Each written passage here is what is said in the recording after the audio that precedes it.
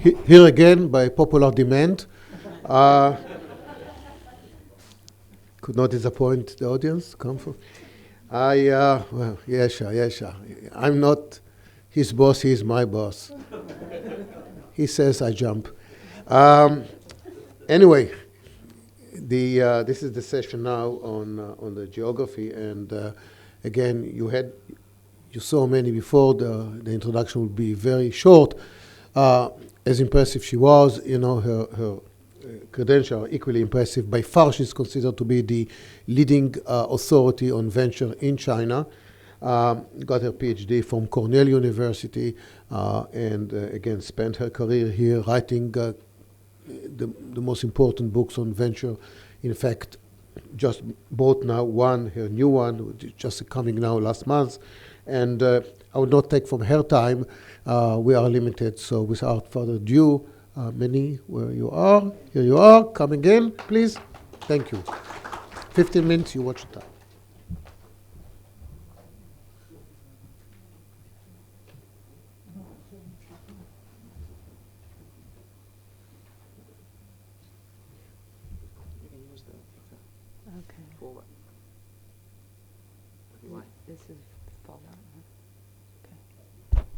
Thank you, Professor Ali. I have 18 minutes, you say. I'll try to finish a lot of stuff because really happened a lot of things in the past 30 years where I have to say that if you look at the Chinese venture capital, it really mirrors the Chinese entire economy. Its growth in the past 30 years like crazy. I think this just release this productivity and people's drive to have a better life. Because in the past, you just cannot do that. You just cannot put it into reality. So I want to give this brief 30 years history into 5 different stages. Of course, different professors, scholars have different type of segment. This is my own point of view. Maybe it's wrong, but I want to do that as looking at venture capital as just as a startup company. So at the very beginning, the first stage, I would say this is Chinese venture capital at its seed stage, because then it just have some ideas of venture capital. Actually, first is 1985. We have a official document from Ministry of Science and Technology. Inside the document, for the first time ever, they mentioned the word technology venture capital. So that's the first time they have this as a government word. But it's not so popular because only within high-tech industry and high-tech, the parks. So, and the first venture capital firm was also born the same year, 1985, and it was entirely by state fund money, and they didn't really invest as equity, they invest as loans, and they get money from the government, and they place the money into different ventures, especially into high technology companies. But they also did something on different mature companies. It did something on a stock market also later on, when the stock market opened. During that period of time, I have to say, there were also a lot of foreign companies and domestic companies formed. The reason because during early 1990s, there was a big debate in the Chinese society, including intellectuals, including scholars, professors. I was not then, I was still in the US then, but I heard the debate over, friends of mine, and said that there was huge rejection on continuing economic reform. So pushed Mr. Deng Xiaoping had to go to the South, because South is people are a little bit more opening up. So he went to the South to collect people's ideas, to get people's support to his idea of economic reform.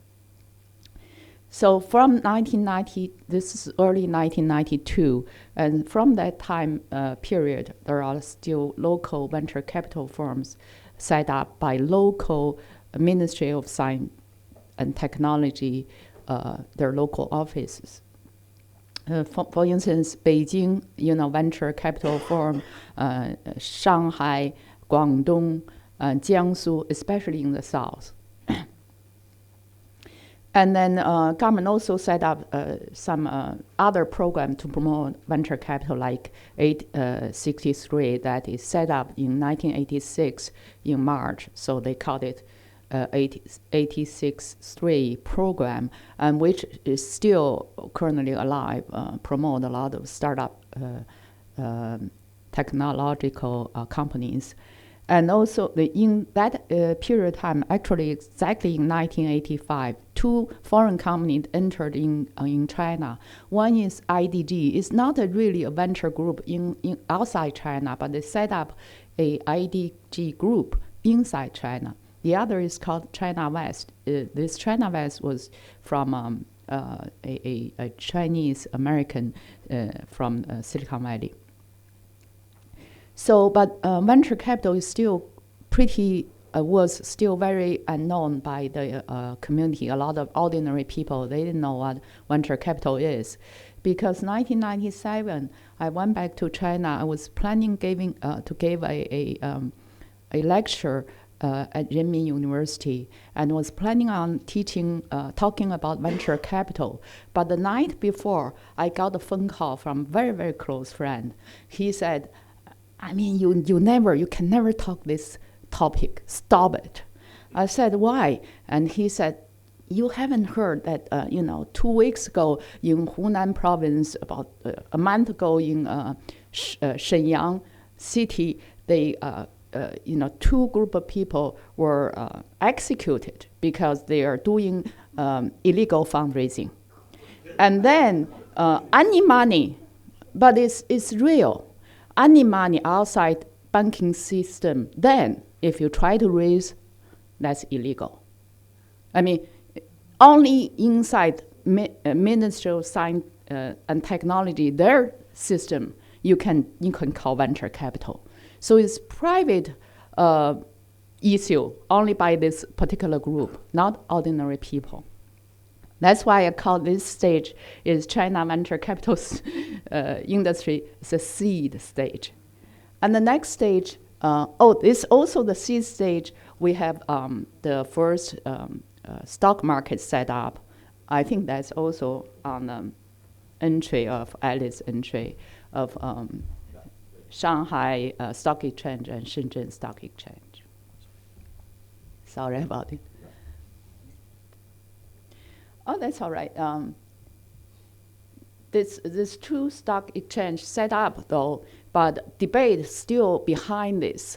A lot of people, not only ordinary people, a lot of economists, scholars are strongly against this idea of setting up stock market because, this is really against the socialist or communist idea. And also the stock market is a pure capitalist thing. We as a socialist country, how can we pick up a capitalist thing? Another idea, base of their theory is that all the companies were listed at that time were state-owned enterprises, so we call SOEs. Okay, if you have state-owned enterprises, everyone in the country is a shareholder. How can you treat a state-owned enterprise shares with others without our permission? We, as a citizen, we have the right to say yes or no, so we say no. There's a strong, force to say no to this idea of setting it up. So because facing that type of particular circumstances, I remember when I was in the undergraduate school in early 1980s, and I had a paper. I said, I believe that Russians economists, I forgot the name, whom and whom. I don't think that idea could work, because it really said you plan this economy, whatever activity, for the next 5 years. I said, how can it work? Because the demand will change, everything will change. You can never catch up the market. And my own classmates, I would say over 60% of them are strongly against my idea. So it's that type of mindset that make this opening of stock market very, very difficult. That's why when they started it up, they set it as different shares, state-owned shares, which is majority shares that cannot be treated. Only limited shares that are treatable. So this market is set up, but the trading volume is very, very small. I'm sorry, but the next is not very important. Should look at the stock market change over the years. Sorry.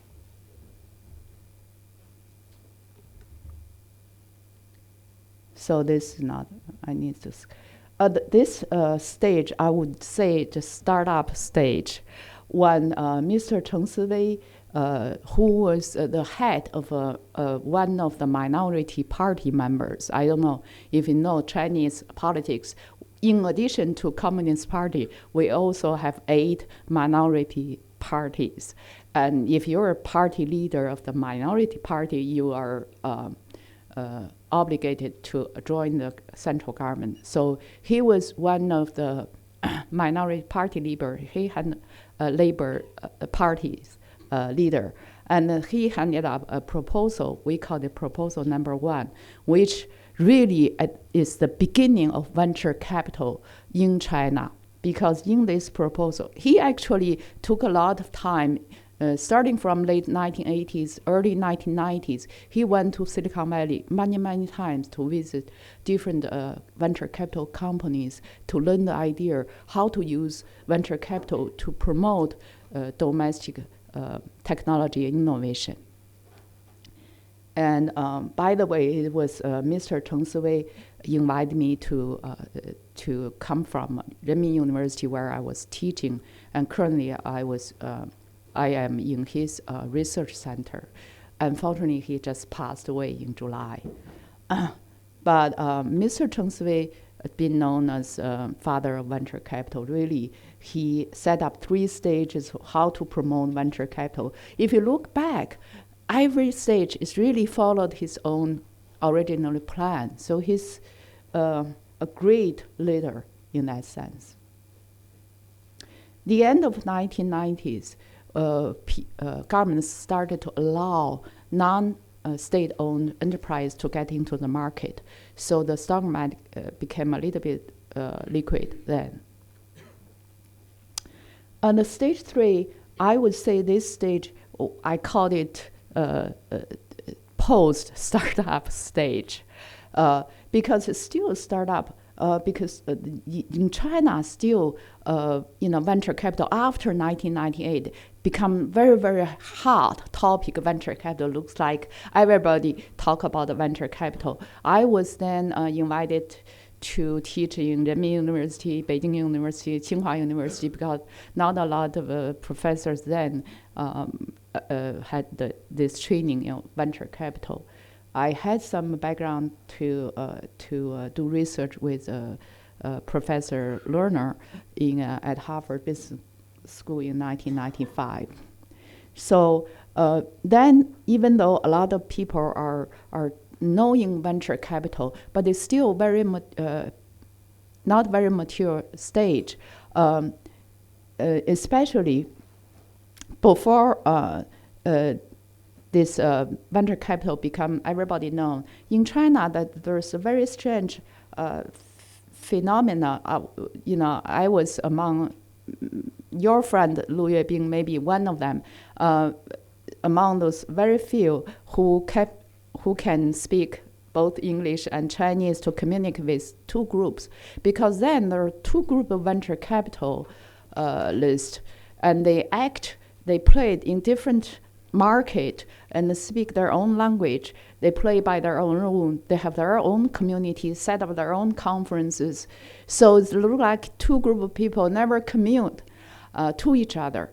Very strange, but that's the reality, because some people coming from overseas, we call sea turtles, 海龟, and they know what exactly was the rule of overseas venture capital industry plays. So they did the same thing.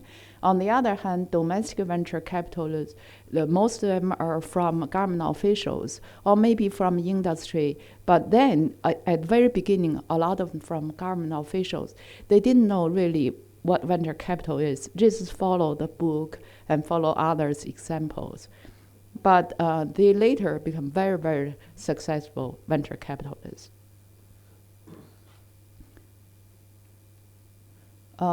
I have to skip a lot of things because of time.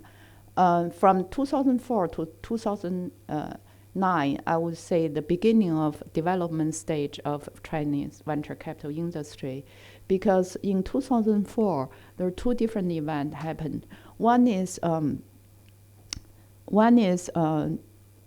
when government started, of course, postpone the Chin Next because of internet bubble.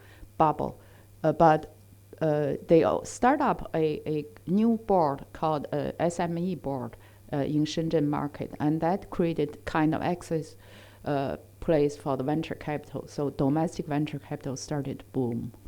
At the same time, Silicon Valley Bank organized a group of delegation group of people, venture capitalists, to come to China. Before then, there are venture capitalists from the U.S., but they are not mainstream.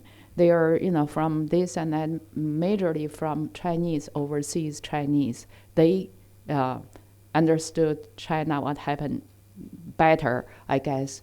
But from 2004, really the first mainstream venture capital group came to China. They realized, wow, China is so different than their original imagination. So they opened their door to invest and set up their companies in China. Before this, even though Chinese venture capital was already very hot, but not to ordinary venture capital or mainstream venture capitalists in the U.S. I remember I was invited to a conference. At that time, the U.S. have a venture capital and seed fund association. I don't know if they are still there right now, but 2001, I was invited to go to their conference to give a talk on Chinese venture capital. We have a separate session on China. I remember when I walked to behind some venture capitalist, I looked, I overheard their talking. One of them pointed out our sign saying, "Look at that, it's venture capital in China. What does that mean?" And the other said, "Have no idea." So we had six presenters then. We waited for anybody to come to our session. Nobody showed up.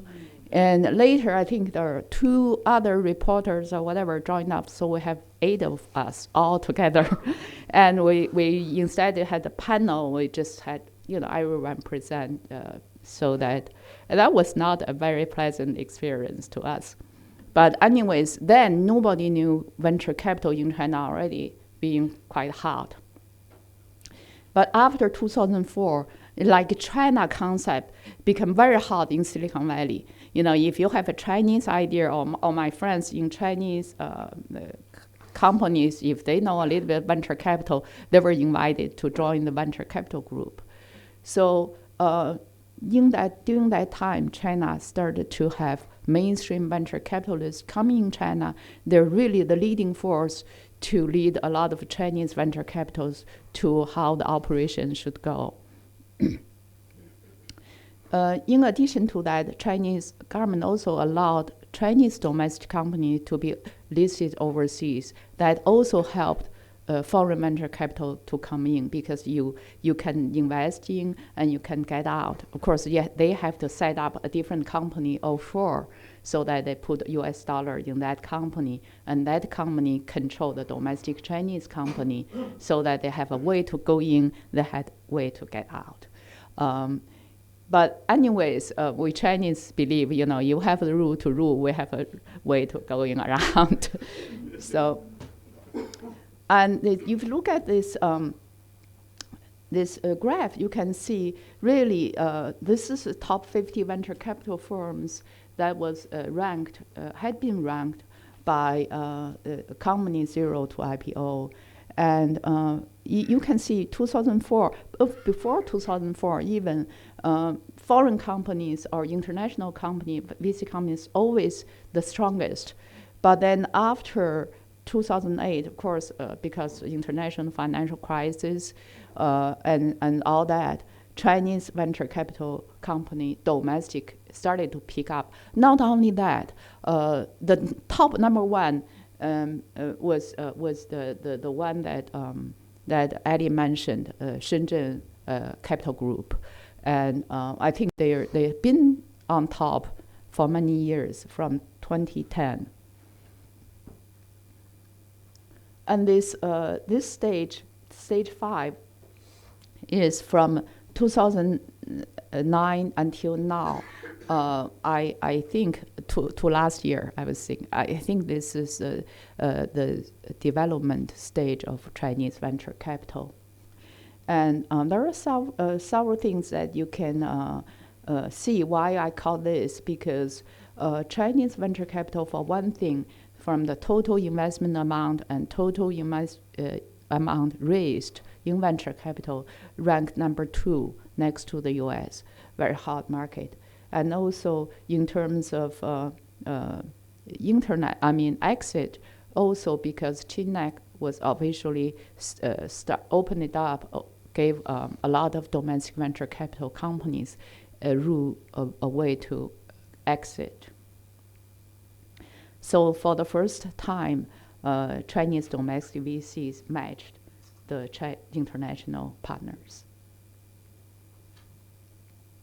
This CHINEC, the first time, very, very big until now. It's still very hot in this market, because by Chinese regulation, if your price, the trading price is higher than 50%, you have to stop, or 80% have to stop. So all 28 stocks were really suspended because of the high price increase.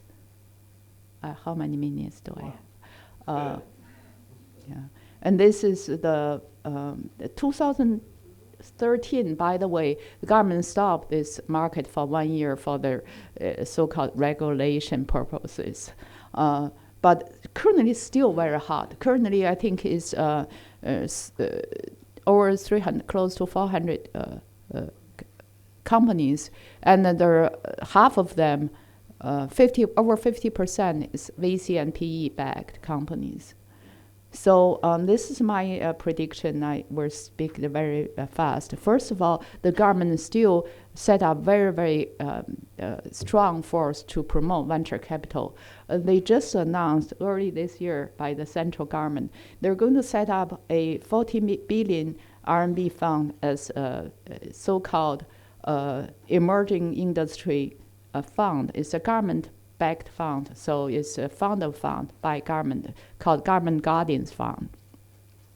Government Guardian Fund's been on for the past 10 years also. It's been very effective, but not really a lot of people know what's going on inside this government guidance funds, because they asked some professors, did some research for them. To me, I don't think that's a very objective research, because they get funding from the government. Anyways, another fund is, they set up another fund, 60 billion RMB for the small business enterprise funds, SME fund. And this also will play a very important role in promoting startup companies, especially in high-tech, high-growth industry. And I think China's financial system will continue to reform, and it's been reforming right now. So private people can set up a pure private bank inside China right now, and it never had happened before. So venture capital ecosystem will start to become better and better. So China's venture capital really moved to the expansion stage. From later stage, because in the past they always invest in later stage pre-IPO because they have a huge amount of money and they want to get a quick result. They lost the venture capital, the sense of being patient capital. They're not patient. Currently, they have to move to early stage because later stage deals are very, very hard, very, very expensive already to get in. We believe the Chinese domestic IPO market is going to be stronger, so that drive venture capital industry to develop further. And currently, the Chinese Chinex is not only one player. There's also called new third board, and it's even hotter than the Chinex. It's been like many venture capital companies or PE companies. Their list is on this new third board, and they train their rules, become a different type of animal, I think. So a lot of new things happening in China, but personally I believe the Chinese venture capital industry, still 3 steps forward, 2 steps back, but moving forward from long run. Thank you. Thank you very much. We take questions at the end to all the panelists in this session. So I would like to move from the giant to the midget, all the way from China to Israel. And the next speaker is Yoav Chelouche. Yoav bears several hats. He's now managing partner of a venture capital firm.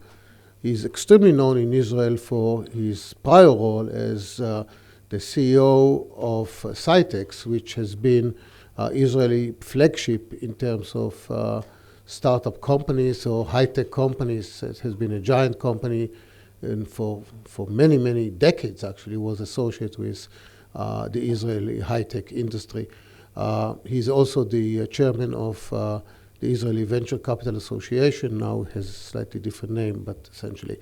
Having said all that, and I do invite Yoav, if he's here, to come on board. He's not a perfect man. He finished INSEAD, but that's life.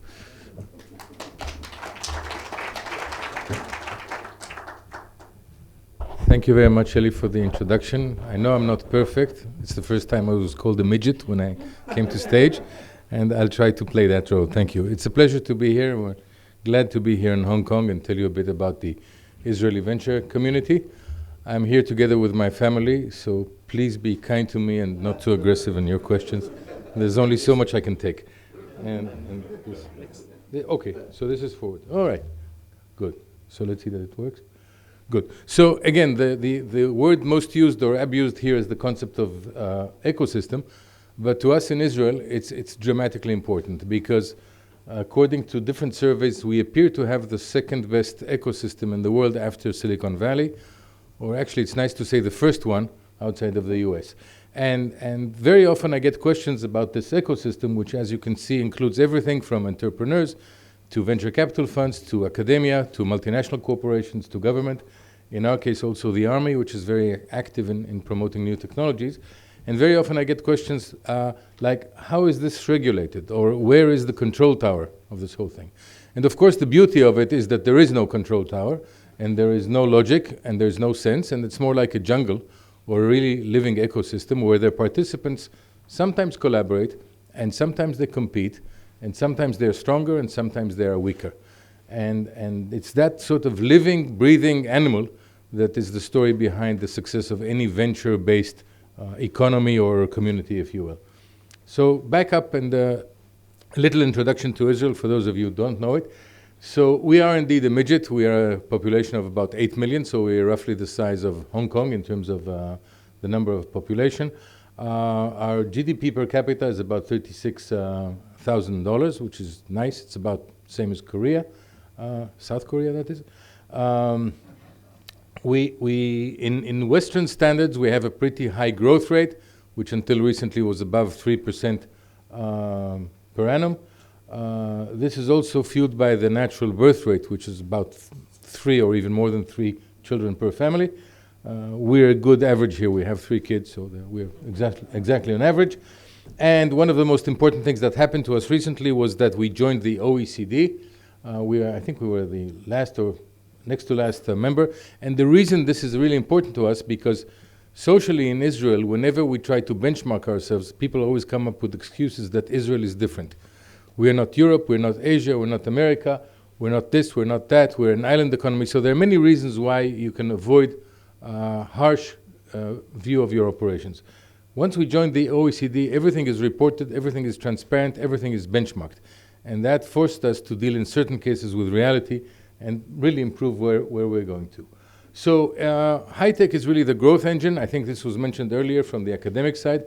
I'm the first non-academic, I think, on this podium. We had, at the last count, almost 5,000 startups. A recent census that was published this quarter claims the number is actually closer to 6,000, of which almost 800 are backed by venture capitalists such as myself.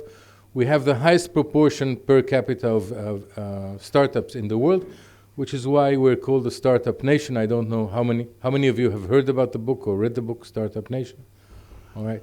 So really worth reading in demonstrating the way in which we were transformed from a very backward economy to a really post-industrial information and technology-based society. In terms of stock market and capitalization, which was mentioned earlier, our stock markets are too limited and too small to support the high-tech ecosystem. So our really home exchange is NASDAQ. In New York, we have about 70 companies listed there. We are the second largest issuer on NASDAQ, which is non-American. We used to be number 1, and then we were taken over. Guess by whom? China. So we are honored to have been taken over by this giant. About 10% of our workforce works in the technology field, so this is indeed the catalyst for high-value employment in the country. And the most important statistic that you can find here, actually, is the fact that 51% of our industrial exports comes from high-tech, which is by far, the highest proportion in the world. And we have a lot of delegations coming over and asking us, how do you do that? How do you get there? Whenever they go back, we sit at home and scratch our heads and say, well, what are we going to do next? Because we probably got to as high as we can. As you know, and this was mentioned earlier, the tech community really judges itself on exits, which are typically sales of startup companies to larger companies or IPOs on public markets. The bigger numbers are obviously the mergers and acquisitions, not the IPOs.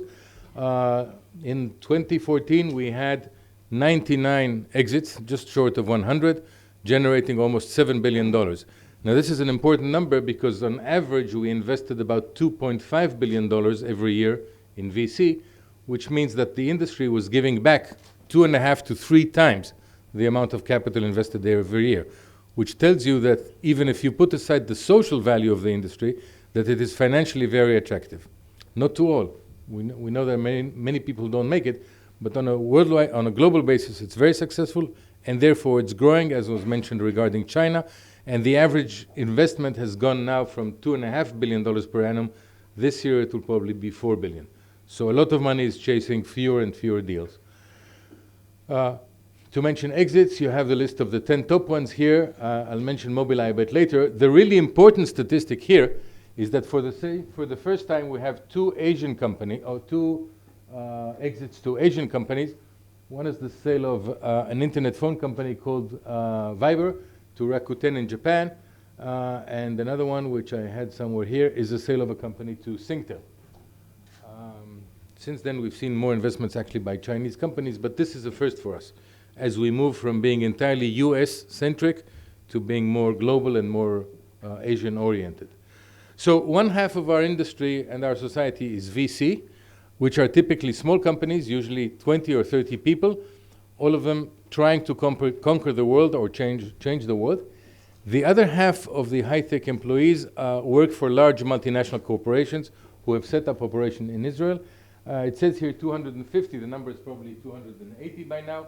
And you have all the usual names, the IBMs, the Microsofts, eBays, SanDisk, and whomever you want. That's just a sample. As you see, most of them are US companies, although that again is also beginning to change. And how does it work? In one of two ways. Either a large corporation decides to establish an R&D center in Israel, or it buys Israeli companies and then sort of converts them from a company to an R&D center. So given that we are a very small nation, we have the highest density of high-tech in the world today. And actually, a lot of these companies collaborate in Israel, although they compete in the world market. For some of them, their Israeli operation is considered very strategic. I'll give you an example. Intel Corporation, there was a period that 50% of Intel's sales were based on products developed in Israel. And that is really a very telling information, because obviously Israel is not considered to be the world's most stable, geopolitically stable environment. But so be it. In other cases, if you take the case of Apple Computer, Apple basically set up its first non-US R&D center in Israel, which quickly developed from one acquisition to three.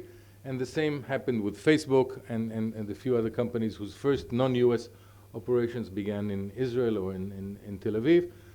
Something which has done wonders not only for the job market, but also for those who are involved in real estate. So I guess like here in Hong Kong, high-tech is the other side of the real estate coin. A lot was said here about government support. We also have quite a bit of it. It began in earnest really about 25 years ago when the government started aiding the creation of venture capital groups, probably like here in China. We had no map at the time. We didn't know really where we were going, but what we knew was that we were missing sophisticated capital to chase that. You need not read all the list here. The reason it's up here is just to demonstrate that the government is doing a good job. And as an Israeli, we usually like to criticize our governments. Unfortunately, here they've been doing a very good job, so we have to compliment them, no matter which party they belong to. I will mention two things that are very important. Their first role is to reduce the risk for private investors or for technology people as they enter new markets, new technologies, or new business model. And in that respect, they've been doing a good job. The second perception is that government, at least in Israeli case, has been very, very successful in not doing what governments usually do. And this means the following. They give you the money, or they participate in the money. It's always a private-public partnership. There's always a partnership. But they never participate in management. They never take equity.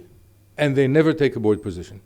Now, this is not trivial. Think about it. Because everything, if you are a government official, everything in your body tells you that this is exactly what you should do, but they didn't do it. They've never done that, and they need to be recommended for that.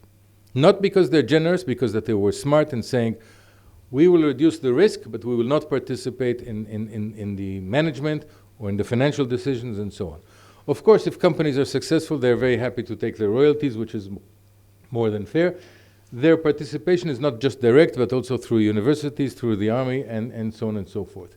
As I was asked to provide you an analysis, rather than giving you figures about Israel, which you will forget by the coffee break, I decided to focus on 3 short case studies, which demonstrate a bit how this whole operation works. So it's really more of a demonstration. Case number 1 is the use of military technology as basically one that has dual purpose, both military and civilian. In this case, we had a company, a defense contractor, that developed a joint venture to promote its technology into civilian markets, outside of military markets. They took a vision, an image processing technology, which was used in missiles to basically identify the bad people that the missile was chasing, and converted it into a medical device company called Given Imaging. You have it downstairs, down here, which developed a pill about this size with a video camera inside. And basically a patient swallows the pill, and then the video camera transmits your intestines to the doctor, to a workstation. So the first use of the technology was to kill people. The other one is to cure them.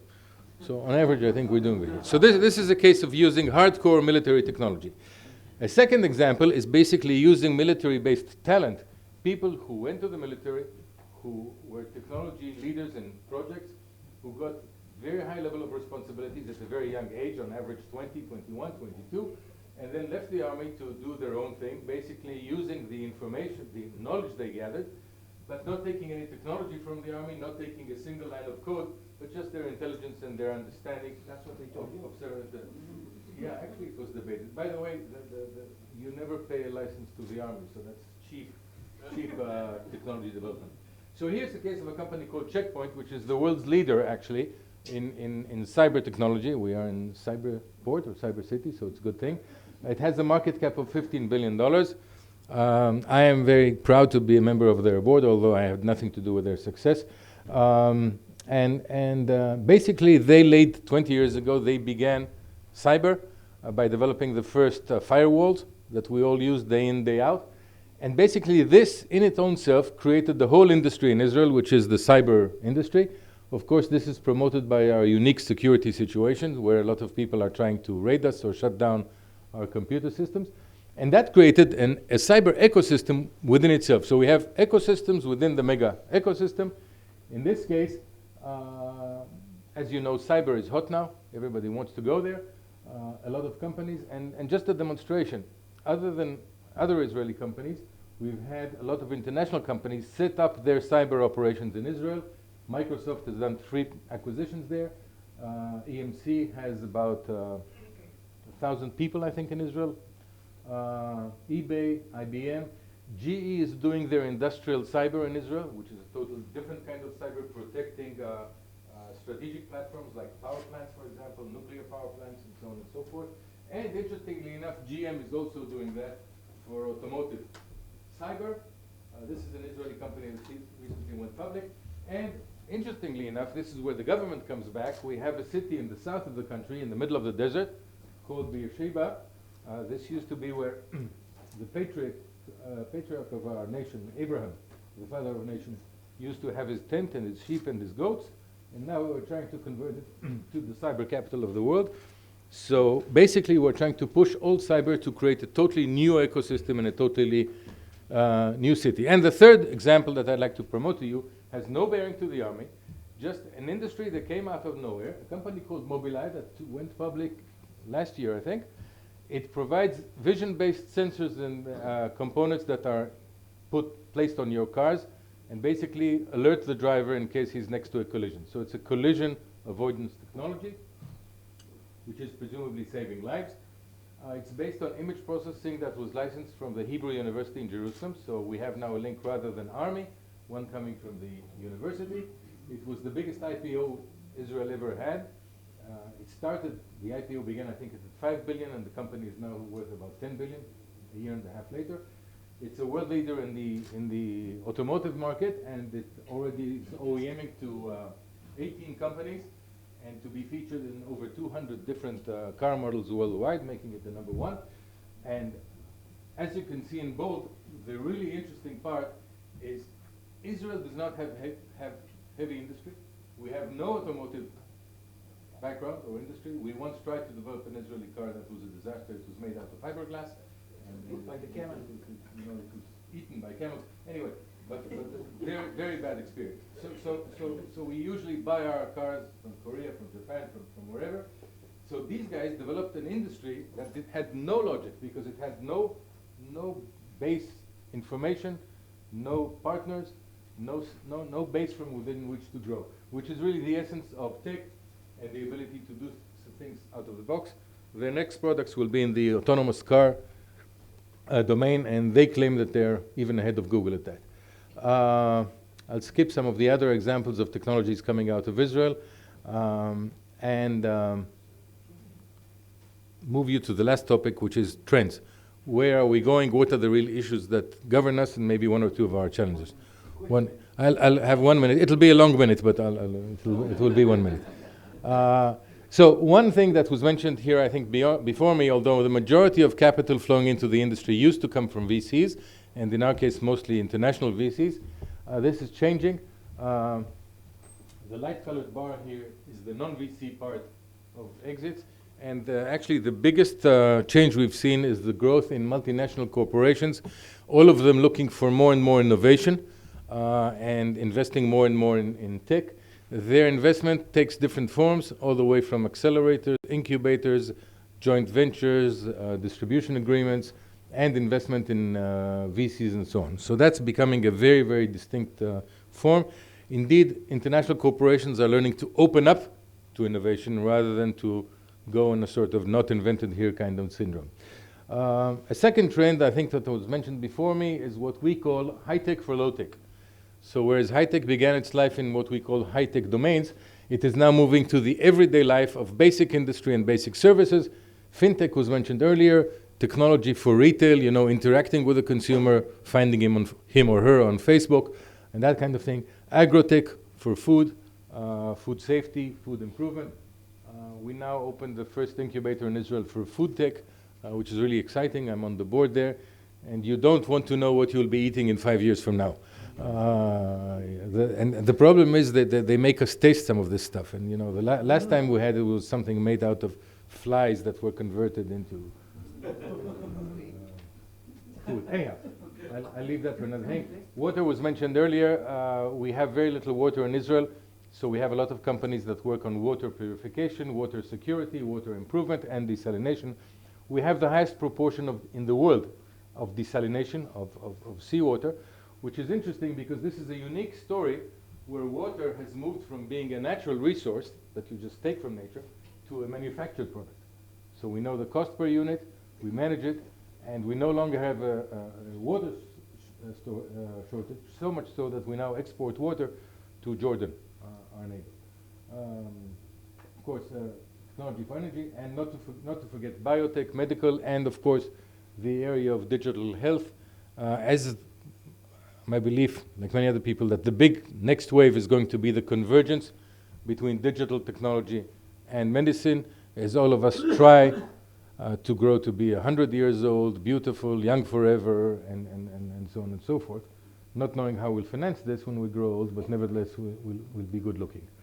And the third trend is to us, China. Now, this is extremely important because, as I told you, we grew up in our industry in being very US-centric, which means money came from the US, US was the target market, US was where we did our IPOs, and US is where the companies that bought our companies were domiciled. Now, clearly, all of that is beginning to change with having a more Asia, China type of focus. And that's beginning. But we don't really know how to do that. So people are trying. We are seeing, like many things in high tech, that there is no real roadmap. Most of the people in the industry, such as myself, are concerned whenever we have a company that wants to go to China. Most of our technologies were designed on what we call design to perform, which means high-end, high-performance systems. We don't have much knowledge in design to cost, how to make things really cheap and low masses. So there's a lot we need to learn. Obviously, many people are concerned by the IP situation in China, by competition, by answering a question, can you keep your technology? There are certain ideas and certain concepts beginning there, but it's just the beginning. We are seeing investments coming from China. We're seeing Chinese companies buy Israeli companies, anywhere from food to insurance to financial services. And we've seen people like Alibaba, like Baidu, make their first VC investments in Israel, both into funds as well as outside funds. So we are indeed looking for a model here. It will probably be a new kind of model, not like the American one, but we're not quite sure what it would look like. And the last but not least on this, if you ask us, okay, all this is well and fine, don't you guys have any problems? And the answer is we do. And if I was to mention one here, is the unbelievable limitation we are experiencing today on manpower. So the industry can't get enough people. Our immigration policy does not allow to have people coming into the country, so we're very limited on that. We don't have the benefit of the US model, as you mentioned it earlier, Eli. So we are doing two things. We're trying to encourage young people to go into tech, into science, tech, and physics, especially girls, because only 10% of employees in high tech are women, so that is a big pool that if we're able to address can do wonders for us. We also try to look at Orthodox minorities, Arab minorities, and by the way, especially in software, we write a lot of code outside of Israel, primarily in Eastern Europe, but that can go on forever. So I'm sure there's a way to collaborate here. We are not short on innovation, And we're not short on the single most important asset that you need in this business, which is the willingness of individuals to take risk. Absent that, you have no industry. With that, you have everything. So I think that concludes my comments on that, and thank you for being patient with me.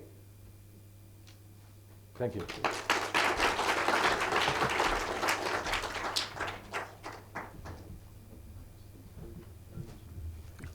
As an Israeli, I must say that I learned a lot, and I'm serious about that, so we'll ask for the slides later. Moving on back to this part of the world, Taiwan, and Volker, very Taiwanese name, by the way, Volker Heistermann, is our next speaker. He's the MD for Yushan Ventures. As I look at his bio, he's really combining lots of experience in banking, large corporations, and now angel and VC investments. Plus, the other matter is the geographical spread, 15 years in the US, 5 years here in Taiwan and China. So, Volker, please join us here. Thank you. Hello, Tajai. Good morning, everyone.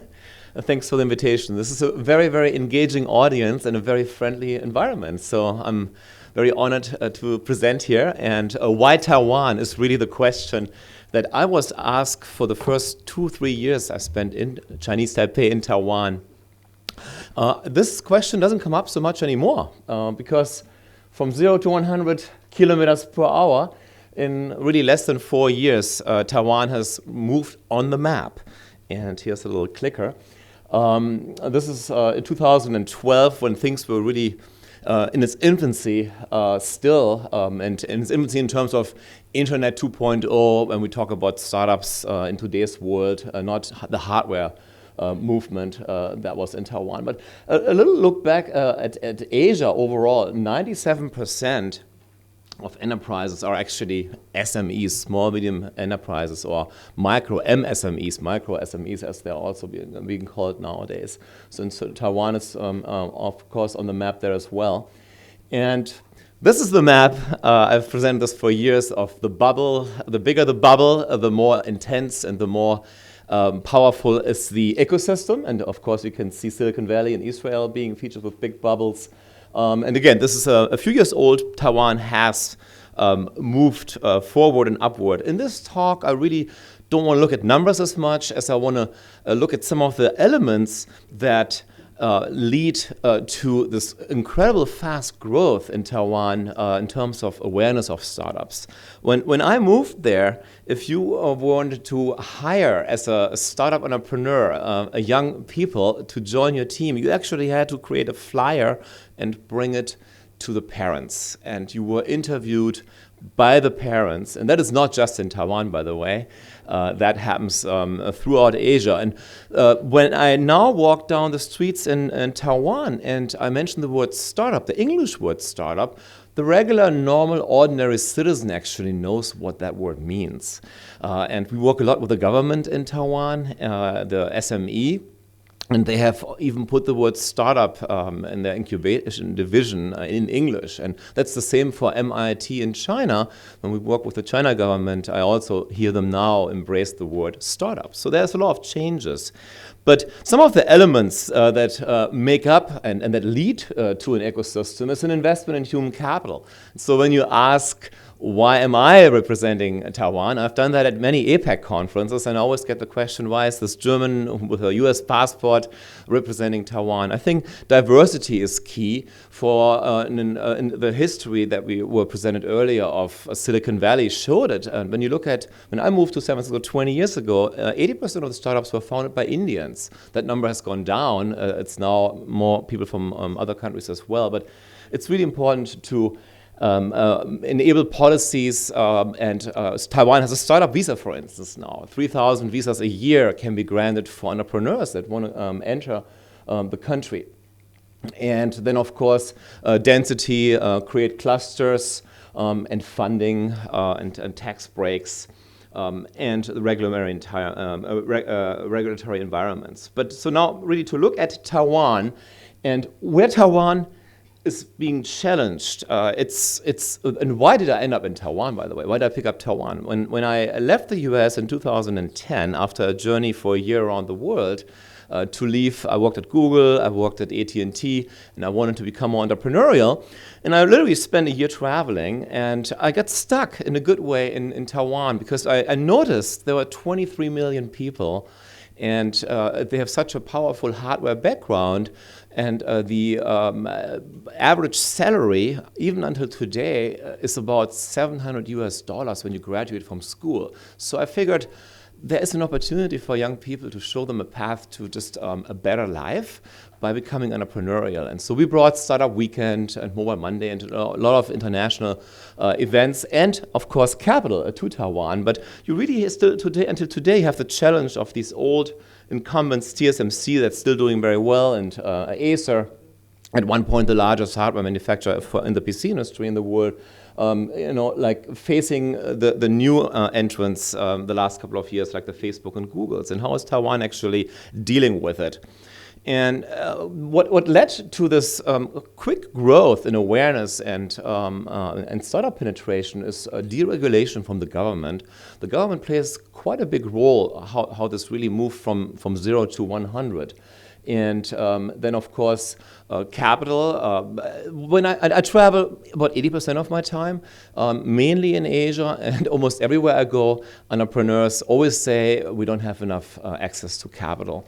And I usually push back. In the days of the internet and AngelList, if the entrepreneur has a viable business plan and some early traction, money will find them. So money is actually not the problem. The problem for a lot of entrepreneurs and a lot of startups globally is business development and the understanding on the importance of how do you reach customers and how do you build a product that is needed by the market. The cluster building in Taiwan, we look at that in a few future slides as well, has led to it tons of events and media coverage. To get mainstream media involved and engaged helps to build public awareness and make it okay to be an entrepreneur and willing to take risk.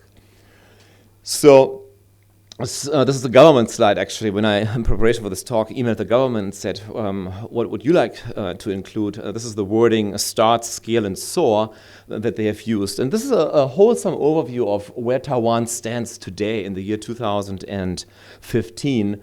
What really every ecosystem should not try to do is copy Silicon Valley. Because, again, in the talk earlier, we saw it's very difficult to replicate Silicon Valley. But the different ecosystems have different opportunities to find their own strength. And in Taiwan, it was it just dawned on me. In 2012, we ran a startup weekend in Tainan. And we had a press conference with the mayor. And then afterwards, after startup weekend was finished, the mayor's office contacted me and said, can you make an introduction to the mayor of Berlin? And I said, why? And they said, we want to copy Berlin. And I go like, why do you want to copy Berlin and Tainan? And then I started thinking, like, what does Taiwan really have? And that's the hardware background. And then we ran a startup weekend hardware. And that was probably very early on in 2012. And there were no VCs. And we, including us, we were investing in software companies. But today you have a very vibrant maker and startup environment that's driven by hardware. Just like in Shenzhen, there's actually some competition between the two ecosystems going on. But that is definitely where Taiwan is finding some of its strength. However, one of the biggest recent successes is the company up here, which is a mobile advertising investment from Sequoia.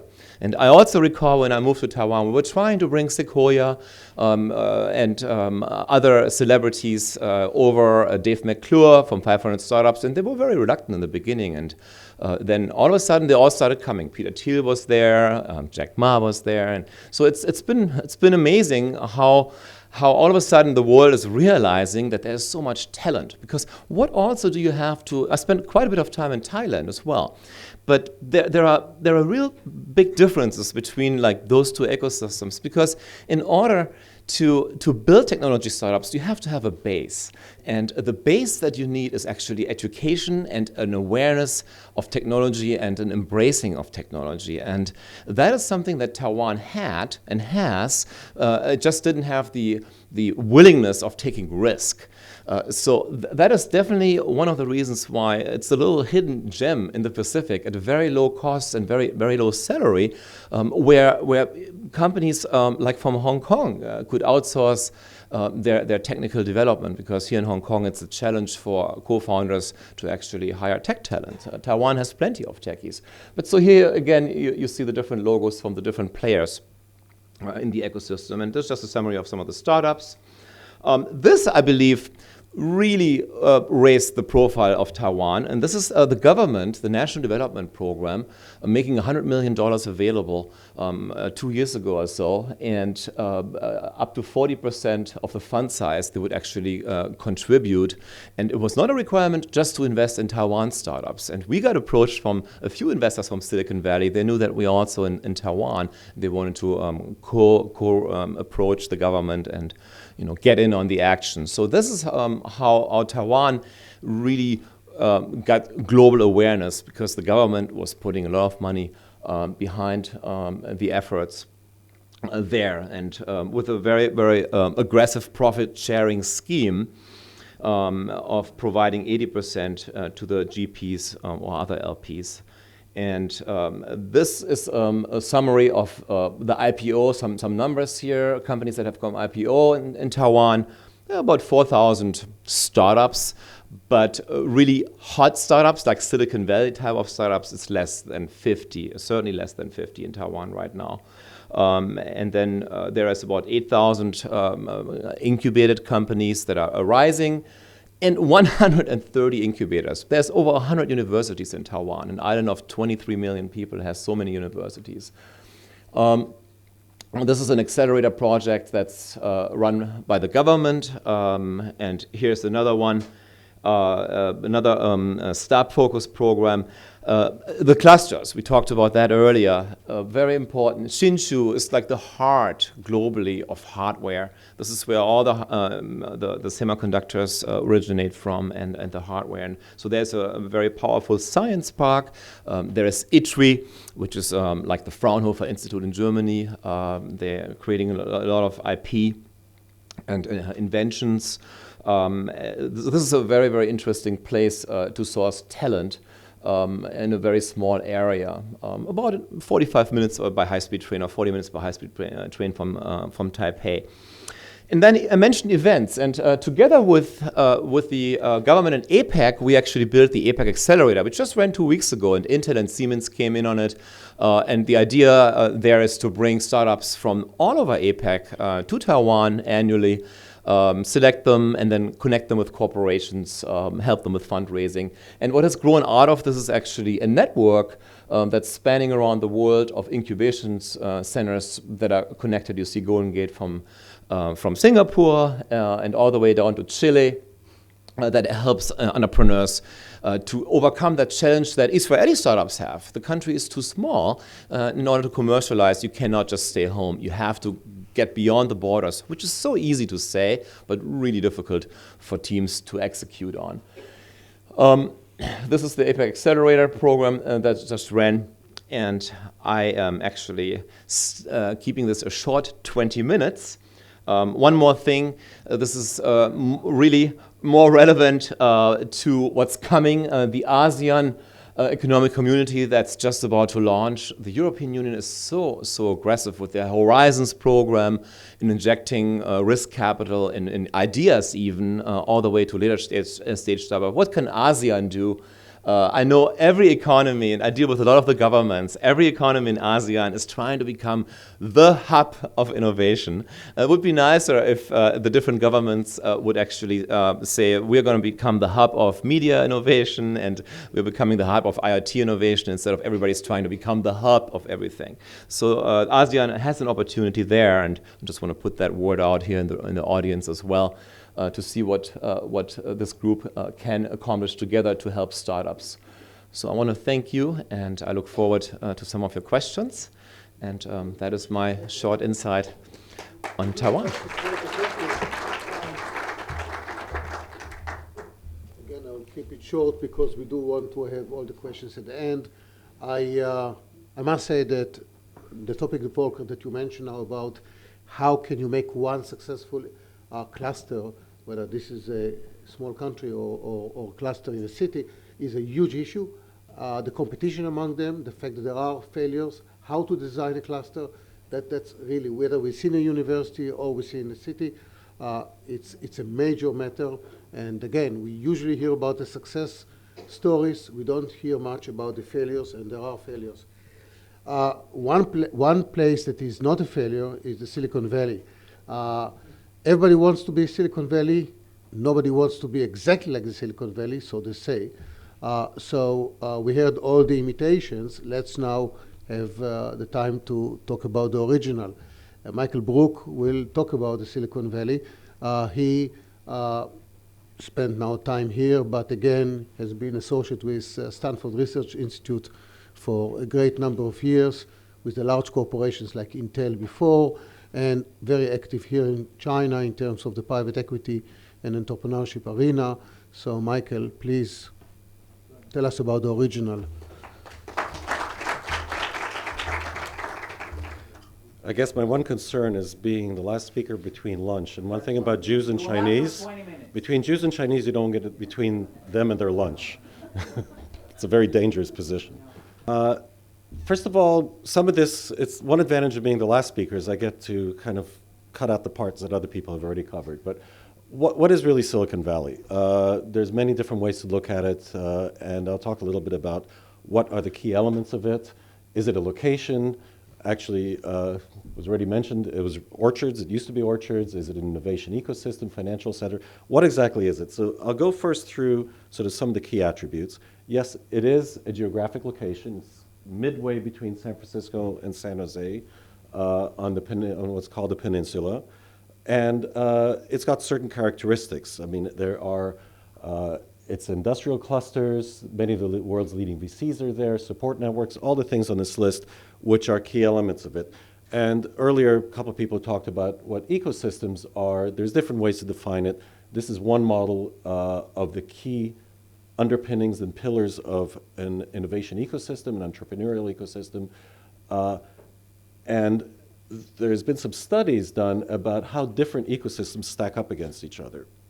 So on the basis of this, Silicon Valley, in all areas except for regulatory stuff, anybody who's tried to set up a company in the US knows it's a little bit heavy in regulations compared to places like Hong Kong. But in most of the other areas, it does scale, it does rate very, very high compared to other areas around the world that are trying to develop themselves into innovation places. Also in the sense of money, people have mentioned this, if you want to raise money, that's where most of the money is. Most of the VCs and the institutional investors that invest in technology are in Silicon Valley. This is some data done by CB Insights, actually a very good group that is tracking analytics on what's happening in the venture industry. And again, California continues to lead, and of course, when you say California, that really does mean mostly Silicon Valley. This quote is, if you want to get a high valuation, it's the best place to be. Also, if you want to succeed, it's the best place to be. If you're in Silicon Valley, your odds of success are much higher for all sorts of reasons. And if you want to get there, your chances of being bought are also better. And what exactly is the culture? Well, it's based around, if you go to Silicon Valley, it's like if you go to Hollywood, everybody talks about wanting to do a movie, from the waiters on to the taxi drivers to the actual actors. Silicon Valley, it's all about entrepreneurship. It's all about it's so much part of the culture now that you can't even get away from it. Success is rewarded, and failure is something you learn from. You don't get punished if you fail. So a lot of people will keep trying and keep trying until they succeed, or not, but at least they learn from it. And then knowledge and people move around a lot. There's been talk earlier about talent and finding the right talent. One model that at SRI we talk about, and this is quite commonly used, is it usually takes an inventor and an entrepreneur. Think of Steve Jobs, Steve Wozniak. Steve Wozniak was the engineer, he came up with all the great designs, but he didn't think about commercializing. He was going to give away the first Apple designs for free. And Steve Jobs said, no, there's something here more profound, and they worked in a team. The founders of Intel, the same way. Gordon Moore was the technology guy, Bob Noyce was the entrepreneur. The talent pool, I'll mention this very quickly, a lot of people have mentioned that immigrants make a big piece of it. And in Silicon Valley, it's no exception. It's not just Indians, it's from people from all over the place, a lot of China. When I was working at Intel, our engineers, majority of them were either from India or China. So John Hennessy, who's the current president of Stanford University, has summarized some of the key things, what it's all about. Interestingly enough, he's been in and out of the university. He actually left to start companies and came back, and that's one of the things that makes Stanford unique. So I wanted to stop there. This is kind of all the usual stuff. You could almost say it's a Silicon Valley propaganda. So I want to rewind here, and Ellie, you already mentioned it earlier, and talk about who is the father of Silicon Valley. You've seen this information before. But there's something underneath this. He wasn't just the one who set up industrial clusters. He did something that most people are not aware about. And there is a much more, Steve Blank, who you might have heard of, who is the creator of the lean startup methodology, has actually got something else, if you go to his blog, about the secret history of Silicon Valley. And very similar to Israel, more recently, where you heard about how the military was behind a lot of these technologies, Silicon Valley is exactly the same, except going back much further. So during the Second World War, one of the things that enabled the Allies to win the Second World War was technology and the ability to penetrate the German radar systems when they sent the bombers in, that they wouldn't get shot out of the sky. And Fred Terman was actually at this Harvard lab. He developed the first electronic warfare systems that were used by the Allied bombers to allow them to succeed. But because he had graduated from Stanford, when the war ended, he realized that Stanford was getting a very, very small piece of the US government money. So he started up the electronics research lab in Stanford, and he was able, through his contacts that he had developed during the Second World War, to attract a lot of money into that lab. And the Cold War, most of the electronic technologies that were developed to win the Cold War against the Soviets was in fact developed by Stanford. So people think of Stanford being an education institute. It was actually a very core part of the military-industrial complex in the United States that allowed it to succeed, the U.S. to succeed eventually against the Russians. And Michael, yes. I'll stop you here because Yeah. I mean, I'll give even a third dimension of kudos to this man. Yeah. As I did the research on him, and that's the fact he was the first in universities that actually brought the alumni back to the university. Correct. You have this graduate program in which Yeah. people who graduated will go back, speak to the students, do joint projects with them, and then recruit them. So there was fostering the relationship. And that's something that universities only now start to do on a massive scale. So Yeah. just But that in and out of university was unique because Hennessy was the founder of MIPS Computers, for example, which was and many other startups. And in fact, if you look at it, I took the slide out because I was having too much stuff, but I'll mention it right now. If you look at what's common between Google, Yahoo, Microsoft, Facebook, do you know what's in common with all these companies? They were all started by students. Most of them, Bill Gates and Microsoft, I mean, all of them were. graduate, right? And most didn't even graduate, exactly right. But those are just four. I mean, you can name on and on. Sun Microsystems as well came out of the work that was done at Berkeley by Bill Joy and Scott McNeely. So similar kind of thing. Another way to look at the ecosystem, again, using this historical perspective, is that the motivation during the first phase was really a crisis. They had to win the war. And even though the US military is viewed as being an incredible bureaucracy, at times of war it becomes amazingly efficient. And the beginnings of the culture, the cooperation, the entrepreneurialism, the outer-facing work with the universities began being established in the 50s. Point one. Now, again, Ellie mentioned the other father, and the key point about Shockley is he actually did bring silicon to the Silicon Valley. Before then, it was vacuum tubes and it was microwaves and radar technology. There was no silicon in Silicon Valley in the beginnings. But he did have a major contribution. He did co-invent the transistor at Bell Labs. He did found Shockley Semiconductor, and he hired one of my former managers, Andy Grove, and Bob Noyce and Gordon Moore as among his first employees. But as Ellie said, he was a terrible manager and just very, very difficult. But in a way, it was good because everybody ran away from him. And as a result, first Fairchild was founded. And, the traders ate, as we mentioned. And after that, same problem happened with Fairchild because Fairchild was actually an East Coast company. And the culture was so different from Silicon Valley culture that the people were chafing under that. They had to approve everything going to the East Coast, and they eventually said, screw it, we're out of here. And that's how Intel was founded. And then there's a great chart, a genealogy of technology companies, which Steve Blank has done, that shows how all these companies blossomed and just took off, like all these multiple generations of silicon companies. It's kind of ironic that today there is not any silicon left in Silicon Valley. Intel does most of its design in Israel and in Oregon.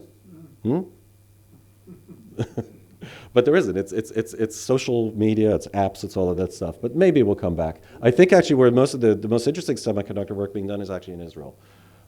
So anyway, the point here also is that the second innovation engine was finance. Let's make money. It's profit-driven, and by the time this started, the infrastructure was already in place. And as you heard, sort of key historical milestones, in the 50s, 3 companies, Varian was doing vacuum tubes and radar systems, HP measurement, and Ampex actually, I remember driving by them when I lived in the Valley. They make recording systems, but they were used to record conversations and radar stuff that was radio intelligence that was being captured from the Russians. Quickly here, the beginning of risk capital, what I want to talk about these points is, okay, Ellie mentioned about J.H. Whitney and ARDC, those are well known. But what was interesting, and then there's initially East Coast focus, but then a small group of angels. We think about angels being a very new thing, but this was in the 50s. The first people who started investing in Silicon Valley were actually a group of angel investors. And one of the things that then changed it from being just a few people dabbling around in it were certain government regulations that passed in the US that had quite a substantial impact on it. One of the first of these was the Small Business Investment Corporation.